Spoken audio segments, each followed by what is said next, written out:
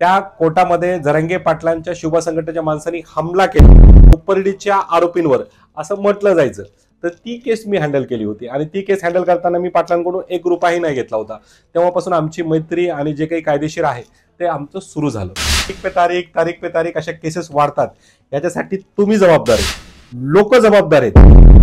तुम्ही केस देताना एखादी केस एखाद्या वकिलाला देताना अगोदर त्या वकिलाशी क्लिअर कट बोला।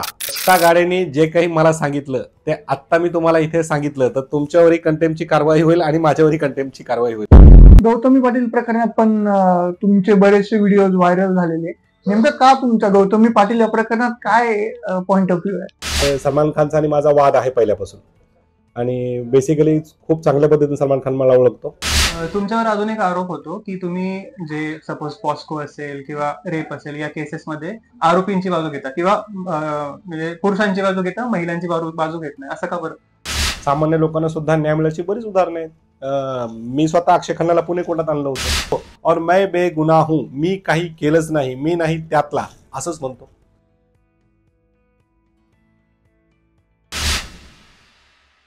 एक काळ होता सर्वसामान्य माणूस त्यावेळेला म्हणायचा की शहाण्या माणसाने कोर्टाची पायरी चढू नये, पण आत्ताचा काळ बदललेला आहे।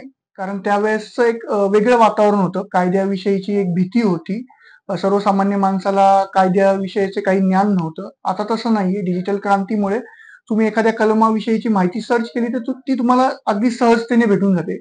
इव्हन अनेक असे वकील सुद्धा आहेत की जे ऑनलाईन स्वरूपात एखाद्या कलम काय सांगतं, एखादी घटना घडली असेल तर त्याविषयीचं विवेचन करून आपल्याला व्हिडिओद्वारे त्या गोष्टीची माहिती देत असतात। असेच एक वकील वाजिद खान सर आज आपल्या सोबत आहेत। आज आपण त्यांच्याकडून या सर्व गोष्टींविषयी आणि कायदेविषयी माहिती जाणून घेणार आहोत। सर, बिंदास बोल मध्ये आपलं स्वागत आहे। धन्यवाद सर। सर, मला पहिल्यांदा हे जाणून घ्यायचं आहे की आता जसं मी स्टार्टिंगला उल्लेख केला की सगळे वकील असतील किंवा बाकीचे काही इतर घटक आहेत ते सुद्धा रील स्वरूपात आलेले आहेत, तेही काही विषयाची माहिती बनवून व्हिडिओ पोस्ट करतात। तर तुम्ही खूप ऍक्टिव्हली या गोष्टी पोस्ट करत असता, आम्ही सोशल मीडियावरती पाहतो। तर तुम्ही नेमकी याची सुरुवात कशी केली? सर, पहिली गोष्ट तर ही आहे की मी खूप उशिरा या प्लॅटफॉर्मवर आलो आणि मी जेव्हा बघितलं तर 99% वकील कायदा हे म्हणतो, कलम ते म्हणतो, सेक्शन असं म्हणतो, तसं म्हणतो म्हणून लोकांना ते शिकवायचे। आणि बार काउन्सिलने वकील लोकांना बरेच नियमावली ठरवून दिलेली आहे। असं असताना ते कलम असं बोलतो, कायदा तसं बोलतो म्हणून ते सांगायचे। परंतु मग मी काय केलं की एक वेगळा मार्ग निवडला, म्हणजे भावनिकतेचा मार्ग, जेणेकरून मुलांना गुन्हेगारीपासून लांब ठेवता येईल। लोकांना कोर्ट, आता तुम्ही म्हणले शहाण्या माणसानं कोर्टाची पायरी चढू नये, तर सर आमच्या कोर्टाला पायऱ्याच नाहीत, उलट लिफ्ट आहे। आणि मी तर म्हणतो जो माणूस कोर्टाची पायरी चढत नाही तो शहाणाच नाही। तर सर मी याची सुरुवात अशी केली की ह्या प्लॅटफॉर्म मधून जे लोक चुकीचं करतायत त्यांना चांगलं शिकवणे। म्हणजे मी स्वतः बोललेलो आहे, आत्ताही बोलतो की आम्हा वकिलांच्या सोशल मीडियावरच्या ज्या स्टोरी असतात, ज्या कलम कायदा शिकवतोय त्याचं बिलकुल अनुकरण करू नका। कारण काय आहे, कायदा प्रॅक्टिकली वेगळा आहे आणि ऑफलाईन वेगळा आहे।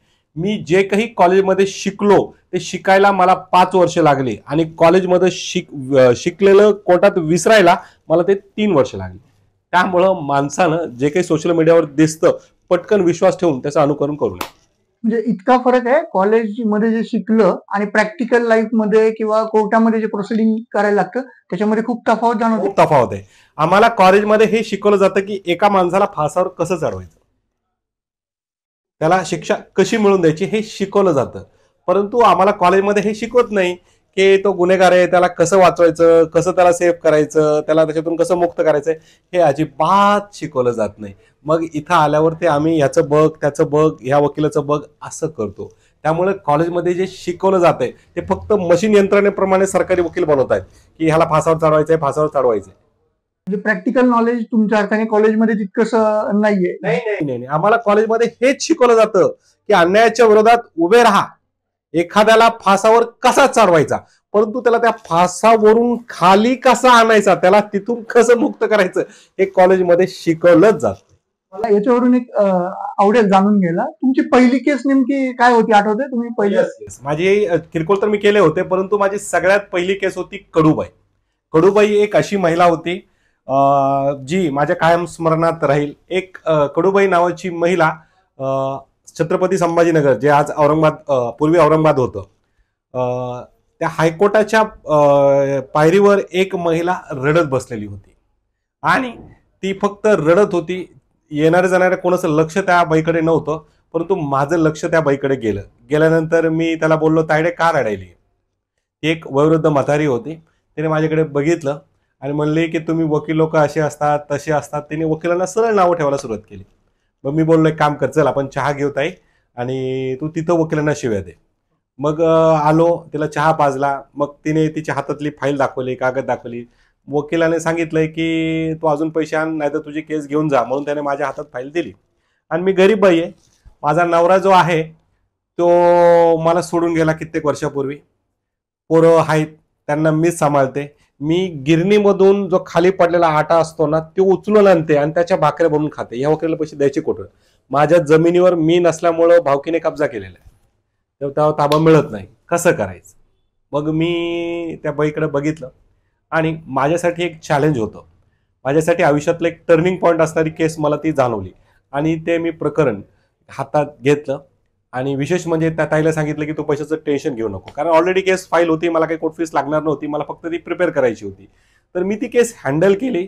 शेवटी नशीब तिचं चांगलं आणि माझा थोडाफार जो कष्ट होतो तो कामी आलं आणि शेवटी ती जमीन आम्हाला ताब्यात मिळाली. ती जमीन ताब्यात मिळाल्यानंतर त्या बाईने आनंदाने मला 5,000 रुपये दिले तिने, आणि त्या 5,000ने माझं पूर्ण आयुष्य बदललं. तर ही माझी पहिली केस. एरवी वकिलांच्या बाबतीत म्हणजे सर्वसामान्य माणूस विश्वास याच्यासाठी ठेवत नाही की केस तारीख पे तारीख, तारीख पे तारीख हे सुरू राहतं. आणि तुम्ही पहिल्याच याच्यात केस मिटवली, तर काय पहिली केस मिटवल्यानंतर काय वाटलं होतं?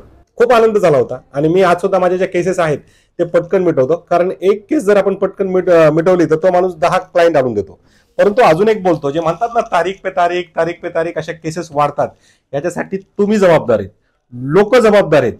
तुम्ही केस देताना, एखादी केस एखाद्या वकिलाला देताना अगोदर त्या वकिलाशी क्लिअर कट बोला. एक चांगला वकील निवडा. फक्त तो मोठा आहे, पैशावाला, लय नाव आहे म्हणून लावायचा नाही. त्या वकिलांना बसा. 2 प्रकार आहेत. आपली केस देताना त्याला म्हणायचं, साहेब जर गॅरंटी पाहिजे असेल, गॅरंटी हवी आहे, इतक्या इतक्या दिवसात पाहिजे असेल तर त्याची फीस सांगा, किंवा आमची परिस्थिती खराब आहे, आम्ही देवावर विश्वास ठेवू, तुमच्यावर विश्वास ठेवू, तारखेला त्रास देणार नाही, त्याची फीस सांगा. तर तुमच्या केसेस लवकर संपतील. तुम्ही तुमच्या केसेस बद्दल बोलला. एक केस तुमची खूप चर्चेत होती, जी स्वारगेट रेप केस बद्दल आहे. त्याच्यात तुम्ही जे आरोपी होते दत्तात्रय गाडे, त्याचं वकीलपत्र तुम्ही घेतलं होतं. तर जेव्हा तुम्ही मीडिया समोर आला होता, तुम्ही म्हटलं होतं की हे रेप नाहीच आहे, म्हणजे त्यांनी कन्सेंटनी जे झालं होतं ते कन्सेंटमुळे झालं होतं, कन्सेंटमुळे झालं होतं. पण रिसेंटली जेव्हा आता सुप्रीम कोर्ट, आपलं कोर्ट, पुणे कोर्ट जे आहे सत्र न्यायालय, तर त्यांनी सेकंड बेल त्यांनी केली होती, ती पण त्यांनी खारिज केली कोर्टने. तर तुमचं काय म्हणणं आहे की तुम्ही त्यावेळेस असं बोलायला नव्हतं पाहिजे का? नाही, मी कधीही बोललेलो मागं घेत नाही. मी जे बोललो होतो त्यावर मी आज सुद्धा ठाम आहे. कोर्टाने भलेही त्याची सेकंड बेल रिजेक्ट केली. सेकंड बेल रिजेक्ट केल्यानंतर बऱ्याच कमी लोकांना माहित असेल की आम्ही त्याच्या डिस्चार्ज ऍप्लिकेशन दाखल केली. डिस्चार्ज ऍप्लिकेशन म्हणजे FIR मध्ये तफावत आहे, किंवा या केसशी आमचा संबंध नाही, किंवा आमच्यावर अशा प्रकारचे अलिगेशन्स लावण्यात आलेले आहेत. ती डिस्चार्ज ऍप्लिकेशन आम्ही कोर्टात दाखल केली आणि माननीय कोर्टाने ती डिस्चार्ज ऍप्लिकेशन ऍडमिट करून घेतली आणि पोलिसांना त्याच्यावर से दाखल करायला लावलेलं आहे. मी माझ्या शब्दाने कधीही मागं हटत. त्या केस बद्दल अजून काय सांगू शकतो तुम्ही? ती केस सध्या न्यायप्रविष्ट आहे. मी आताच तुम्हाला बोललो की डिस्चार्ज ऍप्लिकेशन दाखल केलेली आहे आणि याशिवाय हायकोर्टाची प्रोसिडिंग आम्ही सुरू ठेवलेली आहे. निश्चितच आम्ही न्याय मिळेल अशी आम्हाला अपेक्षा आहे. तुम्ही जसं म्हणला की तुम्हाला म्हणजे तुमचे जे क्लायंट्स असतात ते त्यांनी तुम्हाला 100% खरं सांगितलं पाहिजे. तुम्हाला वाटतं की दत्तात्रय गाडेंनी तुम्हाला सगळं खरं सांगितलं होतं जेव्हा तुम्ही वकीलपत्र घेतलं? त्या गाड्यांनी जे काही मला सांगितलं ते आत्ता मी तुम्हाला इथे सांगितलं, तर तुमच्यावरही कंटेम्पची कारवाई होईल आणि माझ्यावरही कंटेम्पची कारवाई होईल, कारण ती होईल मीडिया ट्रायल. त्यामुळं निश्चितच ते प्रकरण न्यायप्रविष्ट आहे. एका वाक्यात मी हे सांगतो. गौतमी पाटील प्रकरणात पण तुमचे बरेचसे व्हिडिओ व्हायरल झालेले. नेमकं का तुमच्या गौतमी पाटील या प्रकरणात काय पॉइंट ऑफ व्ह्यू आहे? गौतमी पाटील मध्ये माझं पहिलं जे पॉइंट ऑफ व्ह्यू होता की ते जे काही ऑटो रिक्षा चालकाची मुलगी होती ती ताई न्यायासाठी भटकत होती, ती वादविवाद करत होती, मीडियासमोर येत होती आणि त्यानंतरही काही प्रकरण निकाली निघत नव्हतं. मग त्यामध्ये गौतमी पाटीलला पोलिसांनी नोटीस दिली. ती गाडीमध्ये होती नव्हती हा पुढून तपास भाग आहे, पण तिला नोटीस दिली. नोटीस दिल्यानंतर ती काही पोलीस स्टेशनमध्ये हजर राहिली नाही आणि ती डायरेक्ट मीडियासमोर गेली. मीडियासमोर गेल्यानंतर तिची जी भाषा होती ती मला अयोग्य वाटली आणि पोलीसवाल्यांनी नोटीस देताही ती हजर नाही राहिली. हा झाला कायद्याचा बिमोड. याशिवाय प्रेस कॉन्फरन्स घेऊन ते असं होतं ते तसं होतं, परत मानलेला भाऊ त्या मुलीच्या घरी पाठवणे, हा झाला साक्षीदारांवर दबाव. म्हणजे तिच्यावर 353 देखील होऊ शकत होतं. म्हणून मग मी ती प्रेस कॉन्फरन्स घेतली आणि जेव्हा या प्रकरणात मी एंट्री केली, जेव्हा मी मीडियासमोर आलो आणि मी एंट्री केली, त्यानंतर कुठेतरी गौतमी पाटीलने ते प्रकरण सो अँड सो लोकांकडे जाऊन मिटवण्याचा प्रयत्न केला. तुम्हाला मनोज जरांगे पाटील जे मराठा ऍक्टिव्हिस्ट आहेत त्यांचं सल्लागार म्हणतात. तर ह्याच्या मागे काय रिझन आहे आणि काय म्हणजे स्टोरी काय याची? याच्यामध्ये स्टोरी अशी आहे की जवळपास 2012 पासून जरांगे पाटील यांचा माझा परिचय आहे. 2012 येस त्याच्यापूर्वी मीडियामध्ये नव्हते ते, त्यावेळेस खूप अतिशय सामान्य माणूस होते. स्टार्टिंगला ते स्वाभिमानी संघटनेशी पण कनेक्टेड होते का? नाही, स्वाभिमानी नाही, त्यांच्या स्वतःची शिवबा संघटना होती एक. तर ॲडव्होकेट गणेश मस्के म्हणजे वाघोलीमध्ये एक राहणारा व्यक्ती आहे, तो माझा अतिशय जिवलग मित्र आहे आणि त्याची माझी मैत्री होती आणि त्यांचा आणि जरांगे पाटील यांचा परिचय होता. त्यानंतर आमची भेट आणि परिचय झाला आणि काही वर्षांनंतर अहिल्यानगर म्हणजे जे पूर्वी अहमदनगर होतं त्या कोर्टामध्ये जरांगे पाटलांच्या शिवबा संघटनेच्या माणसांनी हमला केला कोपर्डीच्या आरोपींवर असं म्हटलं जायचं. तर ती केस मी हँडल केली होती आणि ती केस हँडल करताना मी पाटलांकडून 1 रुपयाही नाही घेतला होता. तेव्हापासून आमची मैत्री आणि जे काही कायदेशीर आहे ते आमचं सुरू झालं. त्यानंतर मराठा आरक्षण असेल त्याला पाठिंबा देणे, याशिवाय पाटलांची छोटी मोठी कामं, कोणी कुंडी सर्टिफिकेट दिलं नाही, अडवलं, हे केलं, जे काही लोक आहे म्हणत, तर आम्ही हे करत गेलो आणि आज देखील वेळोवेळी आम्ही पाटलांची भेट घेतो. परंतु जेव्हापासून मी स्वारगेटची केस घेतली, म्हणजे मी स्वारगेटची केस घेतल्यानंतर माझ्यामुळं पाटलांवर आरोप केले जाऊ लागले.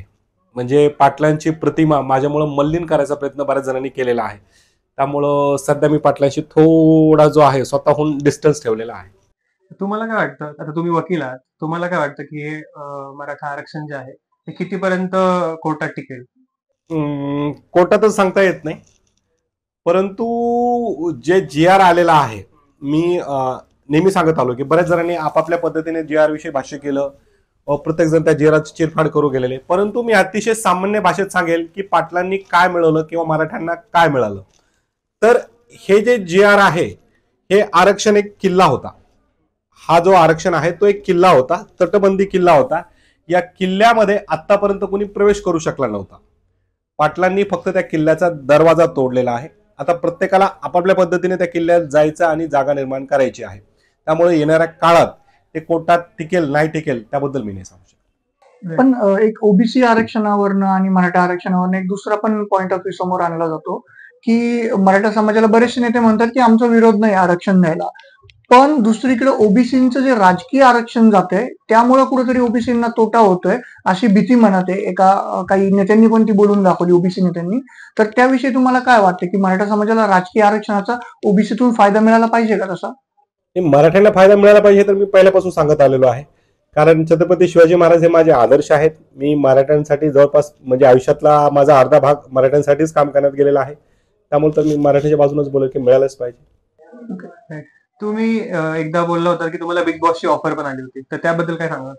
आहे सध्या मी कॉन्टॅक्ट मध्ये आहे त्यांच्या, मराठीसाठी आहे. म्हणजे सलमान खानचा आणि माझा वाद आहे पहिल्यापासून आणि बेसिकली खूप चांगल्या पद्धतीने सलमान खान मला ओळखतो. परंतु मराठी बिग बॉस साठी सुमैया खान जिने सूरज चौहानचे कपडे डिझाईन केले होते, शी इज माय बेस्ट फ्रेंड आणि तिने कुठेतरी तिची इच्छा आहे की मी तिथे जावं म्हणून तिने प्रयत्न सुरू केलेला आहे. ते लोकही कॉन्टॅक्ट मध्ये आहेत. पाहूया, जर झालं तर नक्की जाईल. सलमान खान सोबत कशामुळे वाद आहे नेमका? मी जेव्हा पुण्यात आलो होतो म्हणजे 2012च्या नंतर मी इथे आलेलो आहे, 2012च्या आसपास. तर सलमान खान हा माझ्या मिसेसचा फेवरेट ऍक्टर आणि एक दिवस वर्तमानपत्र उघडताना त्याची एक बातमी आलेली होती की कंटेम्प्ट ऑफ कोर्ट या केसमध्ये पत्रकार बांधव त्याला त्रास देत आहेत. तर पत्रकार बांधव हे त्याला त्रास देत असल्यामुळे त्याने काय केलं की सलमान खान फाईल्स म्हणून एक वेबसाईट बनवली आणि कोर्टात जे काही चालतो तो त्यावर पोस्ट करायचा आणि ही बाब कंटेम्प्ट ऑफ कोर्टमध्ये मोडणारी आहे असं मला जाणवलं. आणि बायकोने मला टोमणा मारला की तो आता सलमान खान आहे आणि मला तो सलमान असेल, मी वाजद खान आहे. तर मग त्यानंतर आम्ही बांद्रा कोर्टात सलमान खानच्या अगेन्स्ट कंटेम्प्ट ऑफ कोर्टची केस टाकली.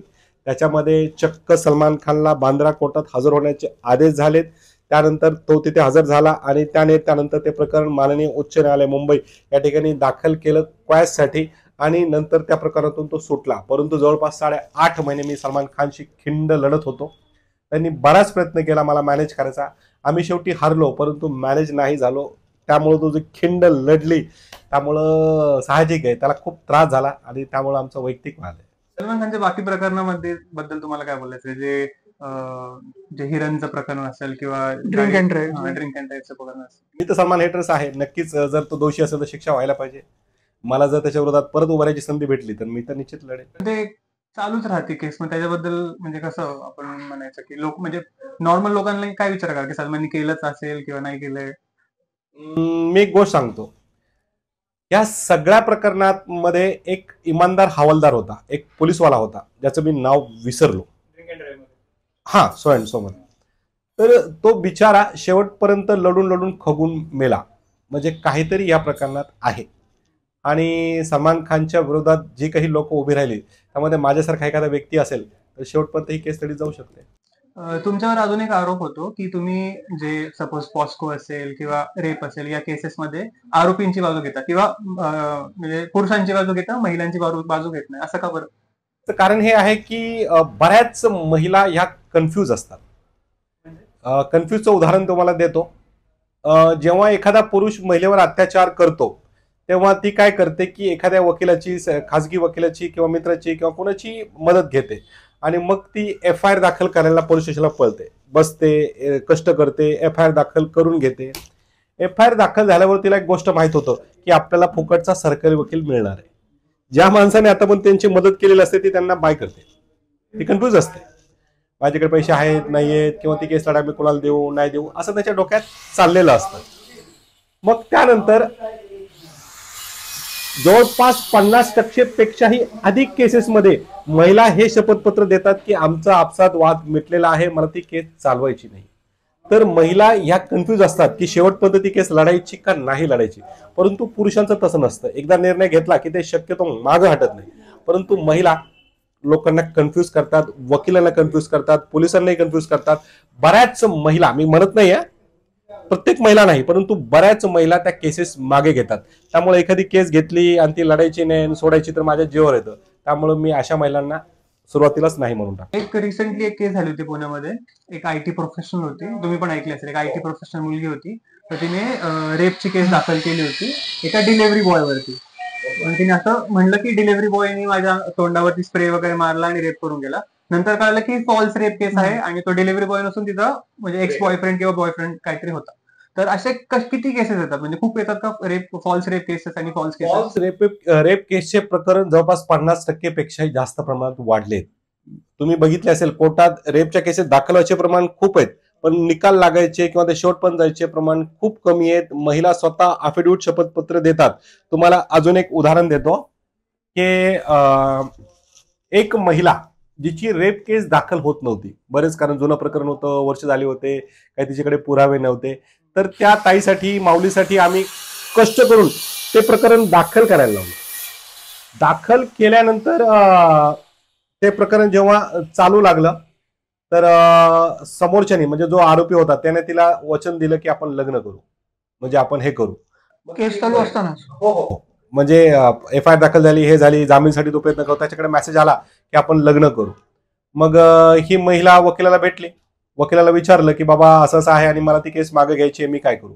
तर वकिलाने त्याला सांगितलं की तोंड फुटूस तर मार खाण्यासाठी तुला शुभेच्छा. याचं उदाहरण देतो की तो व्यक्ती आज फक्त रेप केस, बरेच जण असं करतात की तो व्यक्ती बलात्काराच्या केसेस मधून त्याला बाहेर यायचंय म्हणून तो तुला आता कॉम्प्रोमाइजची भाषा वापरतोय. उद्या तुला हे व्यक्ती लग्न बनवेल, बायको करून लग्न करेल. लग्न केल्यानंतर काय होईल की रेपचे जे सेक्शन आहेत, चार्जेस आहेत ते हटतील आणि कौटुंबिक चार्जेस येतील, त्यावेळेस तुला त्रास होईल. परंतु त्या महिलेला त्यावर एवढा विश्वास होता की नाही वो मेरे से प्यार करता है, सुधर गया वगैरे वगैरे, असं ती चित्रपटातल्या भावनिक झाली आणि त्या व्यक्तीला जामीन मिळाला. त्यानं बाहेर आल्यावर हिच्याशी लग्न पण केलं. 2-2.5 वर्ष यांचा चांगला सुखाने संसार झाला. एक मुलगी पण जन्माला आली आणि एक दिवस त्याने तिला तोंड फुटूस तर मरूस तर मारला. छानपैकी तिला असं मारली, बेदम मारहाण केली आणि दिली हाकलून. मग ही औरत परत, सर मेरे पे अन्याय हो गया, मेरे पे जुलूम हो गया, मैं कमजोर औरत, ये मेरी कहाणी.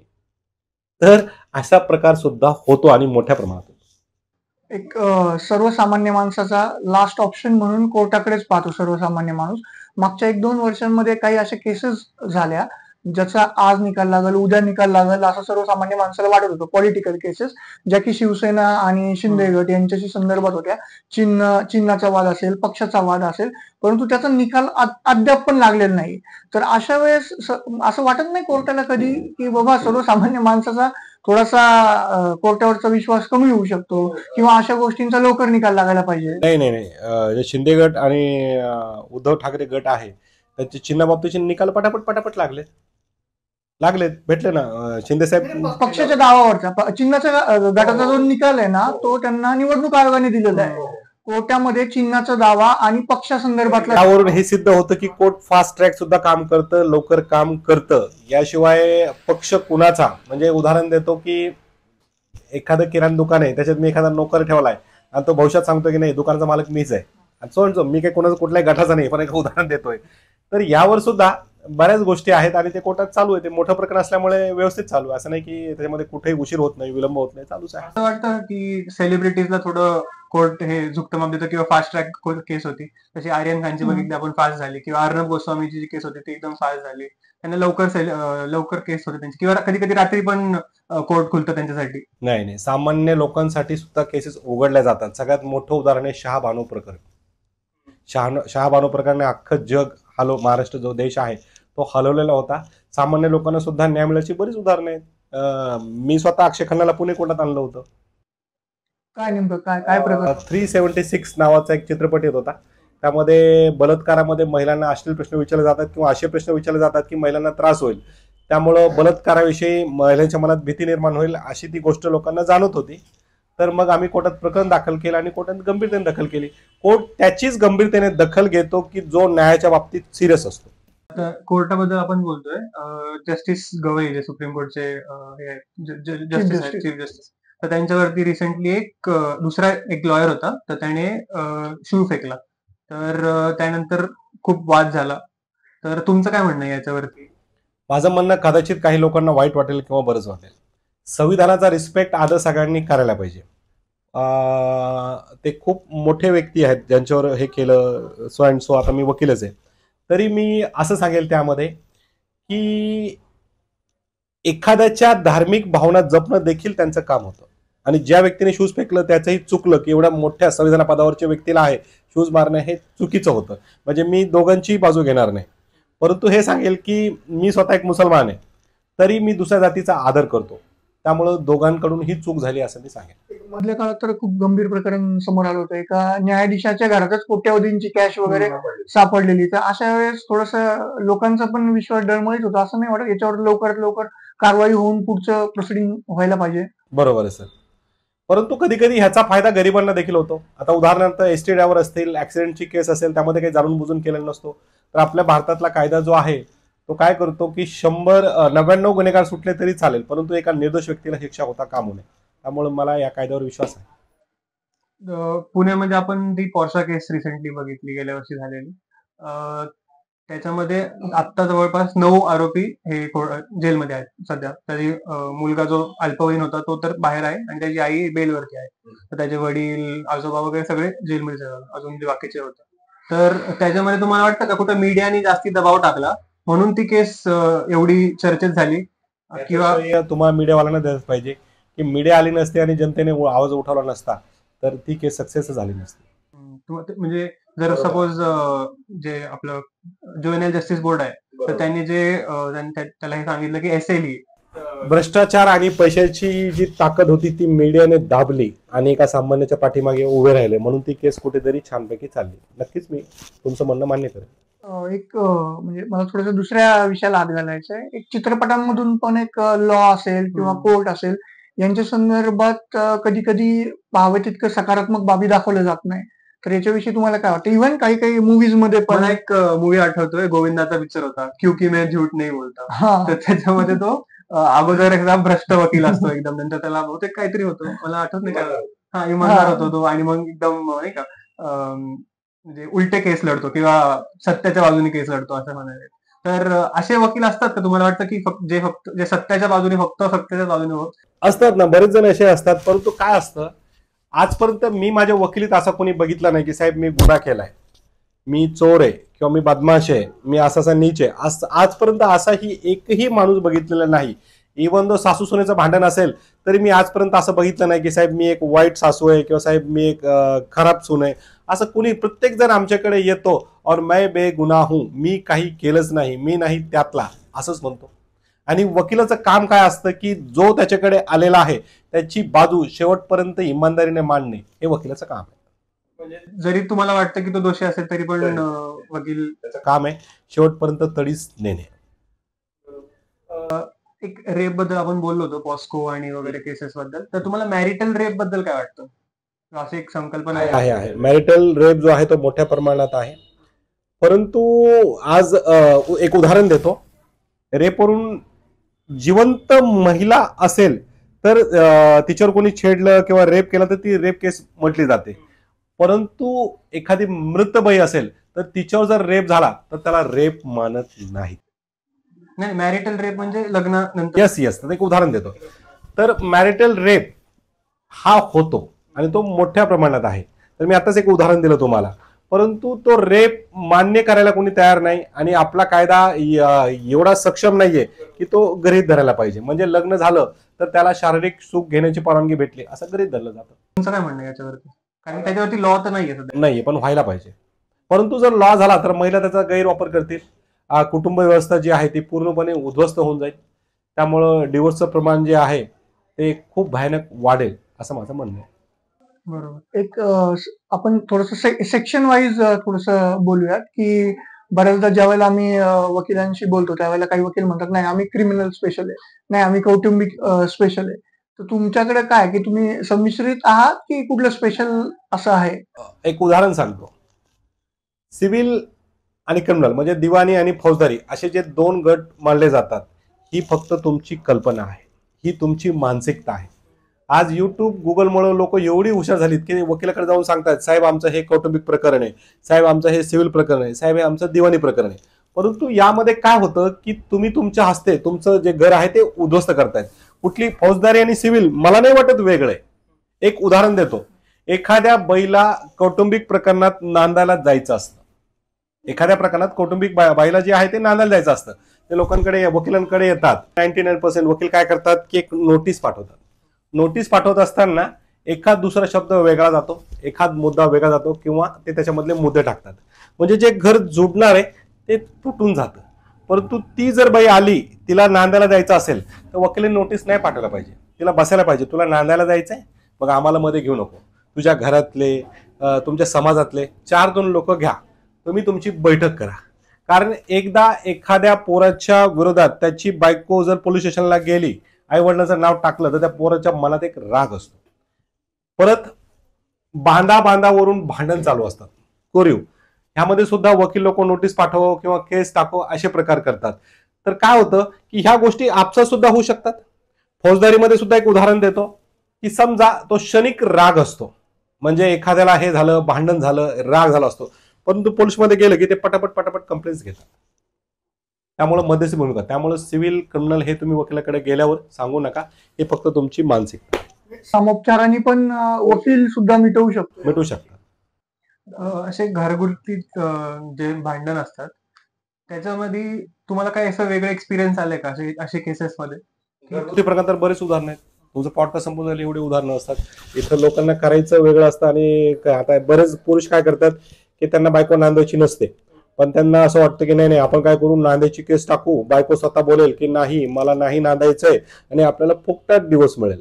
परंतु काय होतं अशा प्रकरणात जेव्हा ती कोर्टात केस जाते त्यावेळेस ती बाई म्हणत नाही मला नांदायचंय, नाही ती अजिबात म्हणत नाही. तिथे काय होतं अगोदर पोटगीचा अर्ज चालू होतो, खर्च चालू होतं, म्हणजे ते प्रकरण लांबत जातं. ॲलिमनी बद्दल म्हणजे पोटगी बद्दल तुम्हाला काय म्हणायचं आहे की आता आपण रिसेंटली जी केस बघितली, युजवेंद्र चहल जो क्रिकेटर आहे त्याने असं म्हटलं की म्हणतात 4 करोड ॲलिमनी दिली, पण त्याची जी वाईफ आहे ती चांगली डान्सर आहे, मॉडेल आहे आणि ती आता बिग बॉस मध्ये पण आहे, बिग बॉसला कुठल्या तरी रिअलिटी शो मध्ये पण आहे.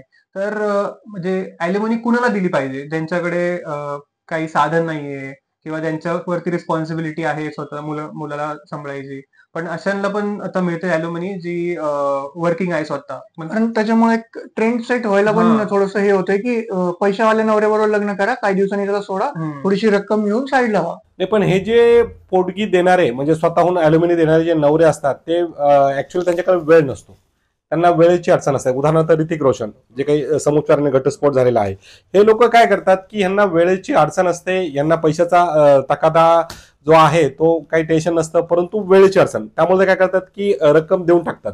परंतु अशांमुळे जे खरे गरीब पुरुष आहेत त्यांच्यावर अन्याय होतो. पोटगी कुणाला मिळायला पाहिजे? ज्या बाईला खायला नाही, प्यायला नाही, ते अतिशय तळागाळातील अशा महिलांना मिळायला पाहिजे. तर पोटगीचं जे प्रमाण आहे ते भयानक वाढलेलं आहे. खोट्या कंप्लेंट केसेस कौटुंबिक प्रकरणात वाढलेले आहेत. कौटुंबिक प्रकरणाविषयी आपण बोलतोय, तर साहजिकता तुम्हाला म्हणजे तुम्ही एवढे केस पाहिलेले आहेत, हे कुठलं कारण वाटतं दोघे नवरा बायकोनी वेगळं होण्याचं? कुठलं प्रोबॅबल जास्त तर कारण जाणवली तुम्हाला? सर काय झालंय, एक म्हणजे भविष्यात जर पुरुषाला म्हणजे पोटगीचं टेन्शन नको असेल तर हुंडा घेणं देणं पाप आहे. त्यामुळं लग्न जमवताना जर आपण एक ॲग्रीमेंट केला टर्म्स अँड कंडिशन वाला, त्याच वेळेस म्हणजे तो नोटराईज करून रजिस्टर करून हे केलं की उद्या आमचं नाही पटलं, नाही बिनसलं, आज आमचं एवढं एवढं उत्पन्न आहे, तिचं एवढं एवढं उत्पन्न ते करते, हा जर ॲग्रीमेंट अगोदरच बनवला तर भविष्यात पोटगीला त्रास होणार नाही.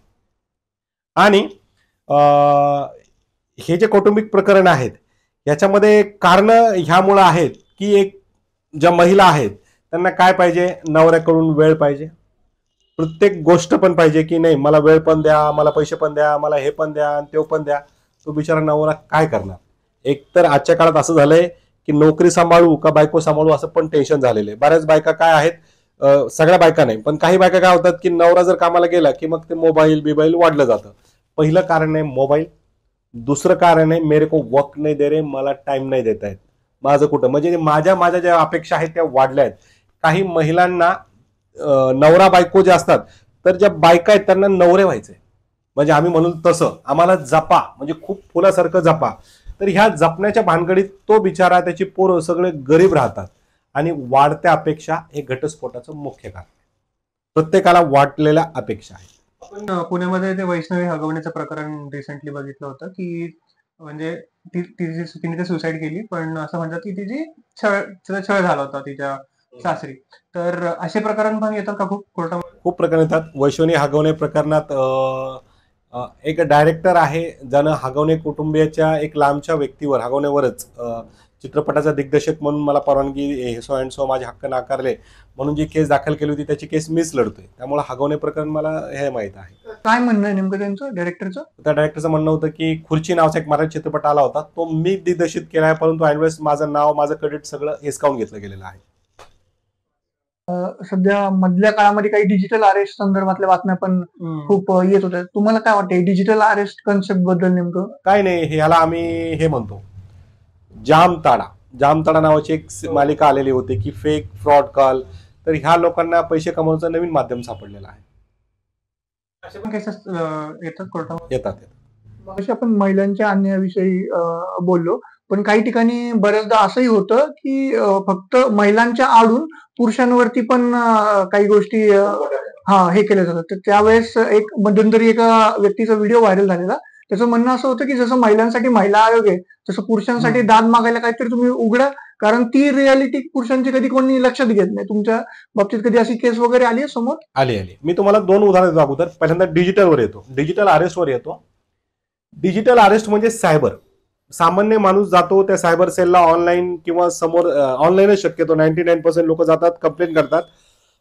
कंप्लेंट केल्यावर त्यांना एक कागदाचा तुकडा मिळतो, त्याच्यावर FIR नंबर नसतं, काही नसतं. मग ते वकिलाकडे येतात, साहेब आमचे गेलेले पैसे द्या, असं ते येतात. उदाहरण देतोय. मग वकील तो बघतो, वकिलाचं डोकं काम करणं बंद करतं, कारण त्याच्यावर FIR नंबर नसतो. FIR नंबर असेल तर तुमचे ते गेलेले पैसे पूर्ण मिळतील किंवा तपास पूर्ण झाला असं तुमचं येईल. परंतु काय होतं की त्याच्यात लोक फक्त, पोलीसवाले सुद्धा काय करतात, कंप्लेंट घ्यायला नकार देतात. तर ह्या डिजिटल ज्या कंप्लेंट्स आहेत यामध्ये एक प्रॉपर पोलीस स्टेशन किंवा चौकी किंवा एक विभाग बनवला जायला गेला पाहिजे. त्यामध्ये प्रॉपर FIR नंबर असायला पाहिजे, त्याचा तपास कुठपर्यंत आलाय, नाही आलाय, काय आलाय हे व्हायला पाहिजे. रिकव्हरी अमाऊंट त्या FIR मध्ये कंप्लीट व्हायला पाहिजे. आता येतो पुरुषांवरील अन्यायाच्या बाबतीत. खरंच आहे, महिला तक्रार निवारण केंद्रातून बऱ्याच वेळेस फोन येतो की इकडे या. महिला तक्रार निवारण केंद्राचे 2 प्रकार आहेत, हे आपल्याला माहित नसेल कदाचित.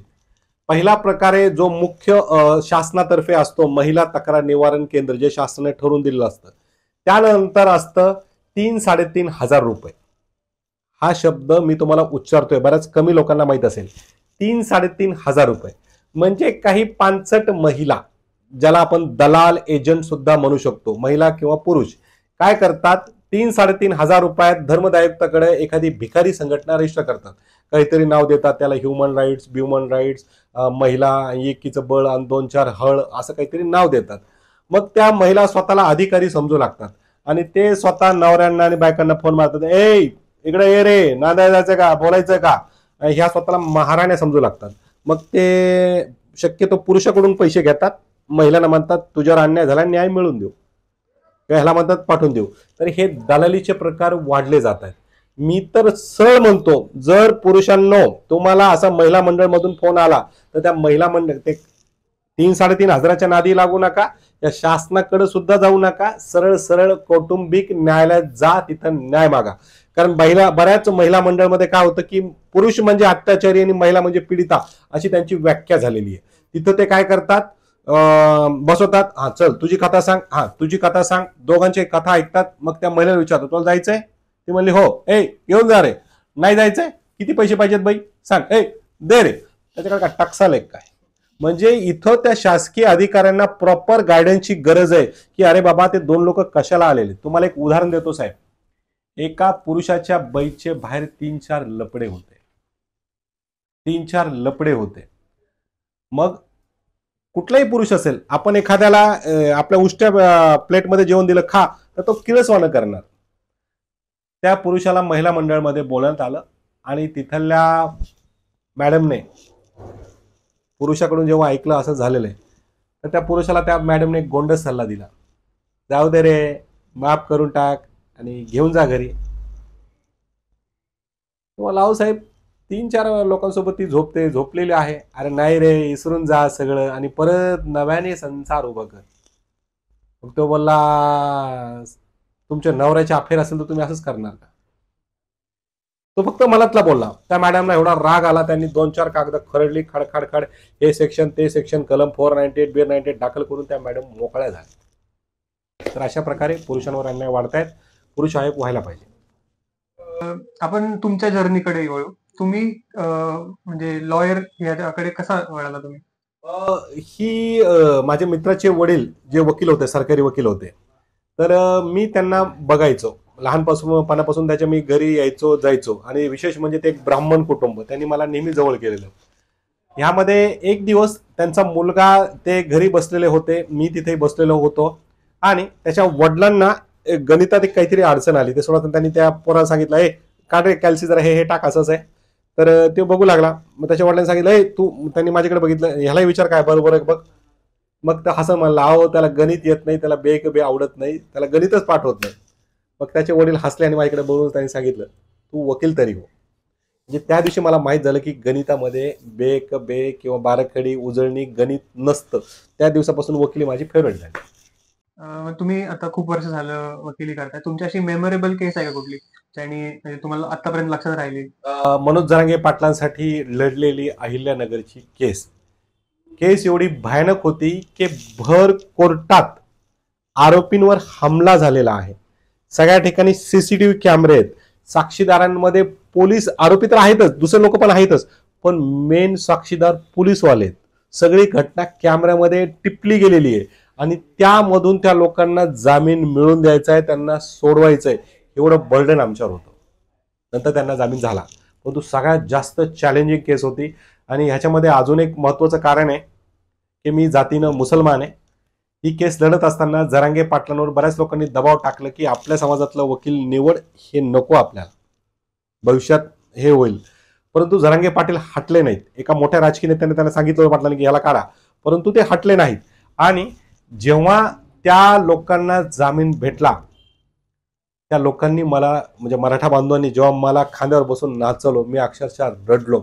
म्हणजे माझ्यासाठी ती न विसरणारी केस आहे. माझ्या अंगावर काटा येतो की जेव्हा मी कोर्ट, इव्हन दो या केसमध्ये पहिल्यांदा सुद्धा मी कोर्टातून आर्ग्युमेंट करून जेव्हा बाहेर आलो, लोक माझ्याशी आनंदाने हात मिळवत होती, परंतु जेव्हा त्यांना माहित झालं की मुसलमान आहे तर 4-2 लोक लांब पण झाली होती. तर माझ्यासाठी चॅलेंजिंग केस होती. तुम्ही जसं मेन्शन केलं की तुम्ही मुस्लिम आहात, तुम्हाला मुस्लिम असण्याचा कुठं डिसएडव्हान्टेज झाला का पूर्ण जर्नीमध्ये तुमच्या? हा, थोडा डिसएडव्हान्टेज तर होतच असतो. म्हणजे इव्हन दो काय झालं की मीडियाने मला बऱ्याच दिवस लांब ठेवलं, माझ्या केसेसचं क्रेडिट न देणं. इव्हन दो एक केस होती माझी की देशभक्त नथुराम गोडसे हा चित्रपट बॅन झालेला आहे माझ्यामुळं आजपर्यंत सुद्धा. आणि ती केस झाली, नॉर्मल लोकांनी छोट्या मोठ्या बातम्या लागल्या, आणि इव्हन दो ती केस आम्ही जिंकली तरी त्या मला क्रेडिट देण्यात नाही आलं. जो समोरचा वकील होता, जो हरला होता, सगळं त्यालाच फ्लॅश, सगळं त्याचंच नाव मोठं असं केलं गेलं आहे. तर बऱ्याच वेळेस असं झालेलं आहे. इव्हन दो मी सुद्धा केस घेताना कधी जातीपातीचा विचार करतो, कुठलाच वकील नाही, त्याची जात फक्त वकिलीच असते, परंतु ह्याचा मला तोटा झालेला आहे. तुम्हाला काय वाटतं की लिगल इश्यूज जे इंडियामध्ये आहेत त्यातले सगळ्यात कॉमन लिगल काय येतात, केसेस कुठले जास्त कॉमन येतात? सगळ्यात जास्त केसेस येतात फसवण्याच्या, पैसे घेण्याच्या. म्हणजे साहेब याने आम्हाला फसवलं, त्याने आम्हाला फसवलं, याने आम्हाला पैसे दिले नाही, हे फसवाफसवीचे प्रकार जास्त येतात. म्हणजे भारतात आहे ना, असे काही मूर्ख लोक असतात की ज्यांना असं वाटतं की आपला पैसा दुसरे लोक मोठं करतील, किंवा कुणालाही विश्वास न ठेवता, म्हणजे विश्वास ठेवून आपल्याकडची रक्कम त्याला देतात किंवा उधार देतात. एखादा व्यवहार करत असताना मध्ये वकिलाला न घेणे, म्हणजे आउट ऑफ कंट्रीज कुठलाही व्यवहार असेल, छोटं मोठं काम असेल, वकिलाला मध्ये घेतलं जातं. परंतु इथे लोक काय म्हणतात, वकील काय करायचा, आपण आपलं बघून घेऊ, परंतु नंतर ते शेवटी वकील लावतातच. त्यामुळे फसवणूक. तुम्हाला वाटतं इंडियामध्ये लिगल अवेअरनेसची गरज आहे आणि शाळेमध्ये पण शिकवलं पाहिजे? मी तर स्वतः असं म्हणतो की शाळेमध्ये कायद्याविषयक एक धडा असायलाच पाहिजे. पण असे पण केसेस असतात, आपण बघितलं डेफमेशन एक खूप कॉमन वापरलेलं झालं टर्म आहे की डेफमेशनची केस टाकतात. म्हणजे मीडियावाले, आम्हाला माहिती आहे की सपोज आता कुणाविषयी आपण जर स्टोरी लिहिली तर तो एक डेफमेशनची केस टाकू शकतो आपल्यावरती आणि कंपनीवरती, मग ते कोर्टिंगमध्ये जाते. पण त्याच्यात पुढे जास्त काही होत नाही, पण नावासाठी असते केस. तर असे खूप केसेस आपण ऐकले, किंवा मीडिया नॉर्मली पण बघतो आपण रिसेंटली की बघितलंय की सपोज असे 2 पॅनलिस्ट असतात, त्या दोघांमध्ये आपसामध्ये भांडण होतं, तर ते लोक पण केस टाकतात एकमेकांवरती की हा मला असा बोलला, डिफेम केलं मला त्यांनी, आणि मी त्याच्यावरती 10 कोटी 100 कोटी एवढी पण केस टाकतात. कायद्याचा मिसयूज करण्याचा प्रकार पण बऱ्याचदा होतो. प्रत्येक व्यक्तीचं चारित्र्य हे त्याच्या जगण्याचा कणा असतो, आणि तो जर मोडायचा प्रयत्न केला गेला तर मग डेफेमेशनची केस होते. परंतु पत्रकार, वकील ह्या लोकांना बोलणे आणि लिहिण्याची परवानगी असायला पाहिजे. म्हणजे त्याला याच्यातून मुक्त केलं गेलं का पाहिजे. कारण पत्रकार जोपर्यंत लिहिणार नाही, तो त्याची बाजू सांगणार नाही, तोपर्यंत ते जनतेसमोर येणार कसं. आता उदाहरण देतो की सोशल मीडियावर हिंदू ऐसा आहे, मुस्लिम वैसा आहे, असे घाणेरडे म्हणजे एकमेकांना असतात, त्याच्यावर शक्यतो कमी लोक केस टाकतात किंवा डेफेमेशन करतात. अशा गोष्टींना उलट अडवायला पाहिजे. हा, पर्टिक्युलर गोष्टीमध्ये इन्व्हॉल्वमेंट नसायला पाहिजे. म्हणजे जातीमध्ये वगैरे वगैरे ह्या गोष्टी ज्या आहे तिथे जर कोणी केलं त्याच्यावर केस व्हायला पाहिजे. परंतु एखाद्या विकासाच्या गोष्टीवर लिहिलं जात असेल तर त्याला अडवू नये, असं माझं म्हणणं. अजून एक मिसयूज लोक म्हणतात अशी केस की अॅट्रॉसिटीज ऍक्ट जे आहे, SC/ST ऍक्ट, तर त्याची खूप असं मिसयूज केलं जातं असं म्हणतात. तर तुम्हाला काय वाटतं? अॅट्रॉसिटीच्या केसमध्ये पूर्वी गोष्ट होती की आले की केस टाकली जायची, परंतु आता चौकशी, तपास, साक्षीदार, अॅट्रॉसिटीच्या केसमध्ये मजबूतीपणा आलाय. परंतु अजून एक प्रॉब्लेम आहे की तेवढंच मोठ्या प्रमाणात त्या केसमध्ये जामीन आणि बेल दिला जातोय. म्हणजे अॅट्रॉसिटीचं जेवढं गांभीर्य आहे ते आता जाणवत नाही. अच्छा, तर तुम्हाला वाटतं की मिसयूज होतो त्याचा? होतो, मिसयूज होतो. मी असं नाही म्हणणार की नाही होत, परंतु बरेच लोक त्याचा मिसयूज पण करतात. आपली सिस्टीम जी आहे, पूर्ण लिगल सिस्टीम आहे, त्याच्यामध्ये असं दिसतं आपल्याला की खूप पेंडिंग केसेस आहेत, खूप बॅकलॉग आहे. तर तुम्हाला वाटतं की स्पीडअप, म्हणजे तुम्हाला काय वाटतं की कशा प्रकारे स्पीडअप व्हायला पाहिजे केसेस? जास्ती कोर्ट्स उघडायला पाहिजे की काय केलं पाहिजे? माझ्या मते कोर्टाची संख्या चांगली आहे, योग्य आहे, परंतु ह्याच्यासाठी एक अवेअरनेस टीम असायला पाहिजे. आणि ज्या केसेस पेंडिंग आहेत त्याला तुम्ही, मी, आपण सगळे जबाबदार आहेत. एक उदाहरण देतो की जेव्हा आरोपीचा जामीन होतो तेव्हा त्याला असं वाटू लागतं की आता आपण सुटलेलो आहे, त्यामुळे तो काम धंदे याच्याकडे लक्ष देतो, म्हणजे तो तिकडं बिझी होऊन जातो. त्यानंतर एखादा व्यक्ती ज्यानं ती केस टाकली आहे, जो फिर्यादी आहे, तो बऱ्याच वेळेस मॅनेज पण होतो किंवा त्याला वाटतं जाऊ द्या आता नंतर बघू, आपण आपलं आयुष्यात काम धंदा वगैरे वगैरे करू. तर काय होतं की ह्या गोष्टी मग त्यामुळे पेंडिंग होत जातात. आणि पोलीस यंत्रणा ते ईद बघणार, दिवाळी बघणार, बंदोबस्त बघणार का कोर्टाचा तपास बघणार. कारण एका पोलीसवाल्यावर सगळंच असतं. ट्रॅफिकचं नियोजन करा, गणपतीचं बघा, ईदचं बघा, दिवाळीचं बघा, जयंतीचं बघा, सगळ्या जबाबदाऱ्या त्याच्यावर दिलेल्या आहेत. सरकारने त्या जबाबदाऱ्या काढून घ्यायला पाहिजे. ठराविक पोलिसांवरच त्या जबाबदाऱ्या द्यायला पाहिजे आणि ठराविक पोलिसांना फक्त कायद्याचं काम द्यायला पाहिजे की तुझं काम आहे तपास करणे, तुझं काम आहे. नाही तर एखादा राजकीय व्यक्तीला त्याच्या सुरक्षेला जा, अशी फालतू कामं त्या पोलिसाला दिली नाही गेली पाहिजे. पोलीस यंत्रणेला जर मोकळं सोडलं तर प्रकरण लवकर संपते. मधल्या काळात म्हणजे वकिलांबद्दल आपण बोलतोय, तर मधल्या काळात एक वकील असेच चर्चेत आले होते. पहिल्यांदा त्यांनी एसटीचं आंदोलन हे केलं, त्याच्यानंतर ते मराठा आरक्षणाविरोधात पण बोलायला लागले. गुणरत्न सदावर्ते त्यांचं नाव. काय वाटतं त्यांच्याविषयी तुम्हाला? कारण असा वकिली चेहरा पहिल्यांदाच राजकीय बाजूने असा पुढे आलेला दिसला. याच्या आधी तितके वकील एका साईडने किंवा तसे भूमिका मांडताना दिसत नव्हते. बऱ्यापैकी न्यूट्रल असायचे किंवा एखादी केस लढत असेल तर तेवढ्या पुरते बोलायचे. परंतु हा एक चेहरा, असा वकिली चेहरा पहिल्यांदाच बघितला महाराष्ट्राने. काय वाटतं तुम्हाला त्या चेहऱ्याबद्दल? सदावर्तेंना आतापर्यंत भेटणाऱ्या व्यक्तींमध्ये दोन नाव देता येईल. एक आहे ॲडव्होकेट गणेश मस्के आणि एक आहे ॲडव्होकेट वाजेद खान. म्हणजे जसं तुम्ही बोलले की ह्या विशिष्ट सो अँड सो आंदोलना, तर मराठ्याच्या आंदोलनाच्या वेळेसपासून किंवा सुरुवातीपासून हा ॲडव्होकेट वाजेद खान आतापर्यंत सदावर्तेला विरोध करत आलेला आहे आणि करत राहणार. याशिवाय जे म्हणतात ग्लॅमरस किंवा जे काही कुठे आहेत तेही मीही करत आलेलो आहे. त्यामुळं असं नाही, भविष्यात सदावर्तेला निश्चितच आम्ही कुठे ना कुठे, सदावर्तेच्या विरोधात आमची केस पण चालू आहे पुणे कोर्टात, ती अजून न्यायप्रविष्ट आहे. तर निश्चितच सदावर्तेला योग्य पद्धतीने उत्तर देणारा एक जण जन्माला आलेला आहे. ते भूमिका मांडताना चुकीची मांडतात असं वाटतं की कायद्याला धरून मांडतात? आणि बऱ्याच वेळेस ते कायद्याच्यातून बाहेर जातात. त्याच्यामुळे पक्षीय किंवा अशा याच्यामध्ये जातात ते चुकीचं आहे. एका वकिलाने, ठीक आहे, एखाद्या वकिलाने एखाद्या समाजाची बाजू घेतली तरी अयोग्य नाही, ती योग्य आहे. परंतु राजकीय भूमिका घेतली तर ती अयोग्य आहे. जसं मी आहे, मी मराठ्यांचीच बाजू घेतो. सपोज जर तुम्हाला आपण सांगितलं की असा कुठला एक लॉ आहे जो इंडियामध्ये बदलला पाहिजे, तर तुम्हाला काय वाटतं कुठला असा असेल? व असा जर लॉ बदलायचा असेल तर तो बदलायला पाहिजे, कौटुंबिक जे कायदे आहेत ते बदलायला पाहिजे. म्हणजे काय नक्की केलं पाहिजे तुम्हाला? नक्की हे घेतलं पाहिजे की समजा त्या महिलेने केस माघारी घेतली, तिला पनिशमेंट असायला पाहिजे. त्या महिलेची केस खोटी ठरली, तिला पनिशमेंट असायला पाहिजे. म्हणजे फिर्यादीने ती केस जर दाखल केली तर ती शेवटपर्यंत तडीच न्यायला पाहिजे. इव्हन दो पोलिसांनी जर खोटा तपास केला आणि खोटे गुन्हे दाखल केले तर त्यांच्या पगारातून सुद्धा आयुष्यभर कपात व्हायला पाहिजे. म्हणजे जेणेकरून कायदा बराच सुधरेल. ऑल ओव्हर बोलतोय पूर्णपणे. तर तुम्ही मुस्लिम कम्युनिटीमध्ये बिलॉंग करता, तर तुम्हाला वाटतं की ट्रिपल तलाक जो लॉ होता, म्हणजे जो होता तो अनकॉन्स्टिट्युशनल डिक्लेअर केलं, तर त्याच्यामुळे कुठं फायदा होतोय महिलांना? महिलांना फायदा म्हणण्यापेक्षा नुकसान जास्त वाढत आहेत. म्हणजे एक सांगतो उदाहरण की पूर्वी कसं की दोघांना नाही पटलं, तलाक दिला की मोकळे झाले. परंतु जर नाही, तुम्ही एकत्रच राहता, अशा मुळे काय होईल की बऱ्याच जणांचे जीव जातील, काहीतरी एकमेकांना प्रॉब्लेम होईल. म्हणजे दोन व्यक्ती ज्यांना सोबत नाही राहायचं किंवा एखाद्याला नाही राहायचंय पण दुसऱ्याला राहायचंय आणि ती व्यक्ती त्याला खेचते, तर काय होतं की दोघांचंही आयुष्य बर्बाद होते. मी तुम्हाला एक उदाहरण देतो. मी एक चांगली केस चालवली होती, खूप छान केस मी लढली होती पुरुषाच्या बाजूने आणि शेवटी त्यांचा डिवोर्स मंजूर होणार होता. परंतु काय झालं की जजने सांगितलं की तुम्ही दोघं विचार करा आपसात, नवरा बायकोला. मग नातेवाईकांनी सांगितलं हे वकील लोक हरामखोर असतात, असे असतात, तसे असतात, खिशे भरतात, भांडणं लावतात वगैरे वगैरे. जा तुम्ही आपला एक संसार करा. त्यांना एक मुलगा आणि एक मुलगी, असं दोन होते. माझ्याकडे पुरुष आल्यावर मी त्याला सांगितलं, बघ भाऊ, तुझा हातपाय चालतं, तिचं तोंड चालतं, तुम्ही दोघं विस्फोट आहात. परंतु त्या दोघांनी शेवटी त्यांचा निर्णय घेतला, ते राहायला नांदायला गेले. 2.5 ते 3 वर्ष सुखाने संसार चालला. एक दिवस मी पेपर उघडलं, पेपरमध्ये बातमी होती, नवऱ्याने बायकोच्या डोक्यात कुकर घालून केले जागीच ठार. ती ढगात, तो जेलला आणि मुलं वाघुलीच्या अनाथ आश्रम मध्ये. ट्रिपल तलाक रद्द नव्हता व्हायला पाहिजे असं तुम्हाला वाटतं? येस. आणि अजून एक आहे की युसीसी म्हणजे युनिफॉर्म सिव्हिल कोड, जे बीजेपी सरकार आणू इच्छिते, तर त्याच्याबद्दल तुमचं काय म्हणणं आहे? खूप छान आहे, उलट फायदा आहे याच्यातून. जे असं वाटतं आपल्याला की मुसलमानाचं नुकसान होईल, तर होणार नाही. याने उलट एक उदाहरण देतो.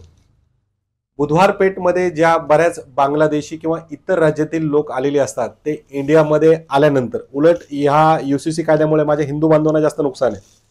हे बाहेरचे जे लोक आलेले असतात ते इंडियामध्ये आल्यावर मुसलमान होत नाहीत. ते पायल, चंपा, शकी जे काही असेल ते वेगळं नाव घेतात. मग अशा लोकांना ह्या कायद्यामुळे उलट जे आहे ते प्रोटेक्शन मिळेल.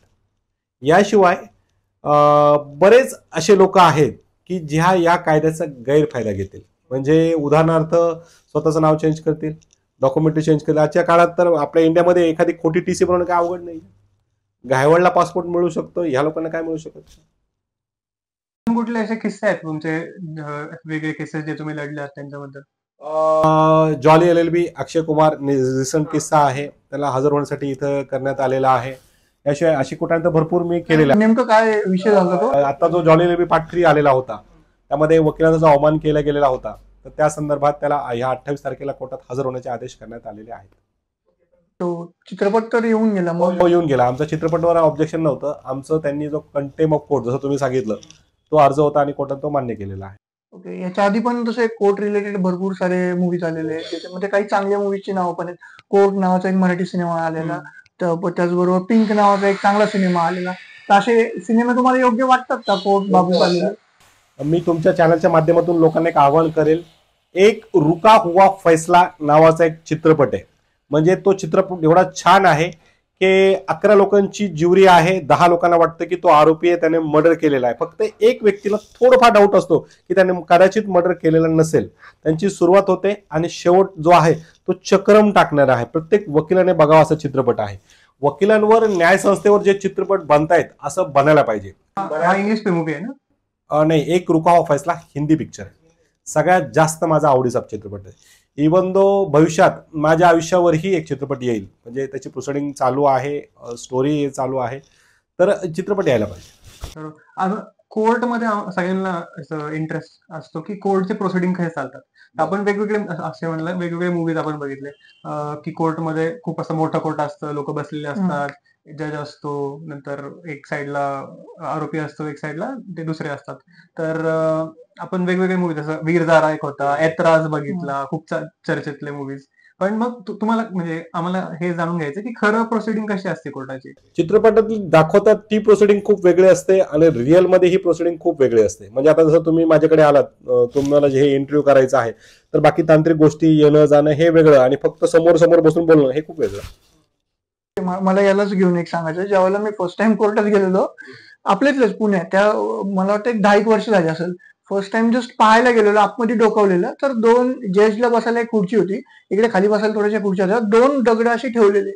मी ते पाहिलं आणि अरे म्हणलं हे काय, म्हणजे माझ्या समोर पिक्चरचं चित्र आलं की कोर्ट असं जज बसणार, ऑर्डर वगैरे वगैरे. मी विचारलं हे दगड कशाला ठेवले?